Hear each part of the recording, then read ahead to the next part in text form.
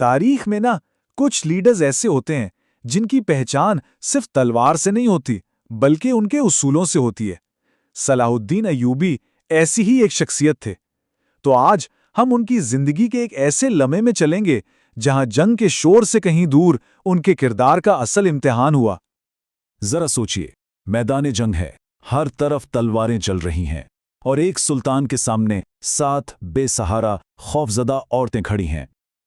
اب اس سلطان کا اگلا قدم نہ صرف ان عورتوں کی قسمت لکھے گا بلکہ تاریخ میں اس کا اپنا مقام بھی طے کر دے گا۔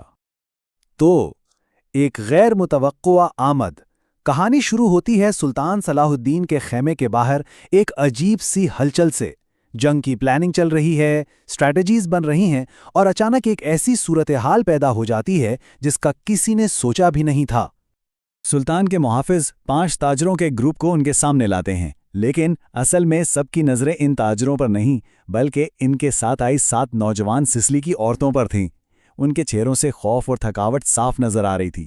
سوچئے نا، میدان جنگ کا ماحول اور وہاں یہ 7 لڑکیاں، بالکل عجیب منظر تھا۔ تو تاجر اپنی کہانی سناتے ہیں۔ وہ بتاتے ہیں کہ یہ لڑکیاں ایک صلیبی کمانڈر کے جہاز سے بچ کر نکلی ہیں جو سمندر میں تباہ ہو گیا تھا۔ راستے میں انہوں نے وہ مشکلیں جھیلی ہیں جن کا ذکر بھی مشکل ہے، اور اب وہ سلطان کی پناہ چاہتی ہیں۔ انہیں ہر فوج کے سپاہی سے، چاہے وہ کوئی بھی ہو، سخت ڈر لگ رہا ہے۔ اور دیکھیے، ستم ظریفی یہ ہے کہ اس واقعے سے کچھ ہی دیر پہلے سلطان صلاح الدین اپنے ہی خیمے میں اپنے کمانڈروں کو جنگ کے اصول سمجھا رہے تھے۔ چلیے دیکھتے ہیں وہ اصول کیا تھے۔ وہ اپنے جرنیلوں کو وارن کر رہے تھے، انہیں بتا رہے تھے کہ دشمن یعنی صلیبی ایک خاص چال چلتے ہیں، جاسوسی کے لیے اور سپاہیوں کے حوصلے توڑنے کے لیے خوبصورت عورتوں کا استعمال کرتے ہیں۔ یہ ہنی ٹریپ ایک ایسا جال تھا جس کے بارے میں صلاح الدین اچھی طرح جانتے تھے کہ دشمن اسے استعمال کرے گا۔ اور تبھی انہوں نے وہ تاریخی الفاظ کہیں جو ان کے کردار کی پہچان ہے۔ انہوں نے صاف صاف کہا کہ وہ کبھی بھی کسی بھی حالت میں عورتوں کو جنگ کا ہتھیار نہیں بنائیں گے۔ ان کے الفاظ تھے، ہم عصمتوں کے محافظ ہیں، ہم عصمت کو اپنا ہتھیار نہیں بنائیں گے۔ بس یہی ان کے اصولوں کا نچوڑ تھا۔ صلاح الدین کا اپنے سپاہیوں کے لیے معیار کوئی معمولی نہیں تھا، بہت اونچا تھا۔ وہ چاہتے تھے کہ ان کا سپاہی کیسا ہو، ایسا جس میں اونٹ جیسی برداشت ہو، چیتے جیسا جھپٹا اور عقاب جیسی تیز نظر ہو۔ اس کی رفتار خرگوش اور ہرن جیسی ہو، اور وہ لالچ، شراب یا کسی بھی آزمائش سے بالکل پاک ہو، جس کے لیے اس کا فرض، اس کی ڈیوٹی ہر چیز سے اوپر ہو۔ تو چلیے واپس خیمے کے باہر آتے ہیں، جہاں صلاح الدین کے یہ زبردست اصول فوراً ہی ٹیسٹ ہونے والے ہیں۔ ایک طرف ان کے اتنے سخت اصول اور دوسری طرف وہ 7 بے بس لڑکیاں۔ دیکھنا یہ ہے کہ کیا ہوتا ہے۔ اب وہ لڑکیاں ظاہر ہے بہت ڈری ہوئی تھیں، انہیں اپنا مستقبل نہیں پتا تھا۔ ان میں سے ایک ہمت کر کے آگے بڑھتی ہے۔ وہ کہتی ہے کہ میں اسلام قبول کرنے کو تیار ہوں، بس شرط یہ ہے کہ کوئی عزت دار مسلمان مجھ سے شادی کر کے مجھے تحفظ دے۔ سوچ سکتے ہیں یہ کتنی مایوس کن التجا تھی۔ تو اب دیکھیے صورتحال کیا ہے۔ ایک طرف ایک لڑکی ہے جو اپنی جان بچانے کے لیے مذہب بدلنے کی پیشکش کر رہی ہے، اور دوسری طرف صلاح الدین کا وہ پکا اصول کہ زبردستی کا مذہب قبول نہیں ہے۔ یہی تو تھا ان کے کردار کا اصل ٹیسٹ۔ اور صلاح الدین کا جواب ان کی قیادت کی عظمت کو دکھاتا ہے۔ انہوں نے زبردستی مذہب بدلنے کی پیشکش کو فوراً مسترد کر دیا، بلکہ انہوں نے ایک ایسا راستہ نکالا جس میں ان لڑکیوں کی عزت بھی محفوظ رہے اور حفاظت بھی ہو۔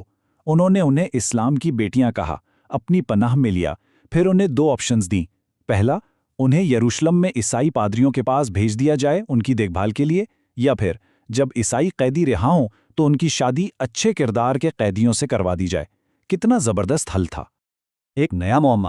ابھی لگتا ہے کہ چلو ایک مسئلہ تو حل ہوا کہ فوراً ہی ایک نیا چیلنج سامنے آ گیا۔ یہی تو ہے، ایک لیڈر کی ذمہ داریاں کبھی ختم نہیں ہوتیں۔ ابھی ان لڑکیوں کے لیے ایک محفوظ خیمے کا انتظام ہو ہی رہا تھا کہ محافظوں کا ایک اور گروہ آ پہنچا، اور ان کے ساتھ تھے کچھ نئے قیدی۔ کہانی یہاں ختم نہیں ہوئی تھی۔ 6 نئے صلیبی قیدیوں کو سلطان کے سامنے پیش کیا گیا۔ یہ لوگ بھی اسی جہاز کی تباہی سے بچے تھے اور ان کی حالت بھی بہت خراب تھی۔ لیکن ان 6 قیدیوں میں سے ایک شخص فوراً صلاح الدین کی تیز نظروں میں آ جاتا ہے۔ عجیب بات یہ تھی کہ اس کے جسم پر کوئی زخم نہیں تھا، خون کا کوئی نشان نہیں تھا، لیکن پھر بھی وہ باقی سب سے زیادہ درد سے کراہ رہا تھا۔ اس کے چہرے، اس کے انداز سے صاف لگ رہا تھا کہ یہ کوئی عام سپاہی نہیں، یہ کوئی کمانڈر ہے۔ اور یہاں صلاح الدین کا دماغ ایک لیڈر کی طرح فوراً کام کرتا ہے۔ وہ اپنے جرنیلوں کو حکم دیتے ہیں، اس پر نظر رکھو، یہ آدمی کمانڈر معلوم ہوتا ہے، علی بن سفیان سے کہو کہ اس سے تفصیلی پوچھ گچھ کرے۔ دیکھا، ایک لمحے میں ان کا رویہ رحم دلی سے احتیاط اور چوکسی میں بدل گیا۔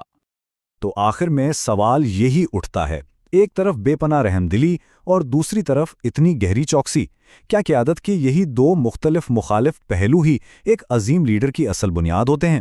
سوچنے کی بات ہے۔